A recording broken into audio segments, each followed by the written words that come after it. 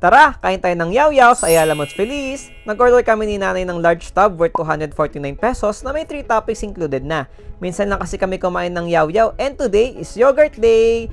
Tcharan! Ayan na ang order natin na cravings for today's food trip, ang yaw-yaw.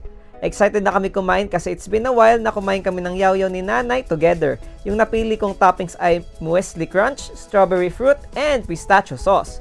Iba kasi yung flavor ng yaw-yaw sa ibang yogurt shops. Sakto ang asim at tamis niya. Masarap at malasa ang flavor and fresh pa ang toppings. Wow. Kalasa niya yung yogurt na kinakain namin before nung nasa Kuwait pa kami. Kaya para bang nag-reminisce kami habang kumakain ng yaw-yaw. Grabe, halos kiligin pa ako sa sarap ng yogurt nila. Feel na feel at sarap na sarap ako. Ano daw? Kuhang-kuha niya. Kuhang-kuha kasi nito yung flavor na gusto ng dila ko. Huy, ano daw? Kaya next time, ibang flavors and toppings naman ay try namin ni nanay. That's it for today's food trip. The only yaw-yaw kay Jet Hilaw. Yun lang!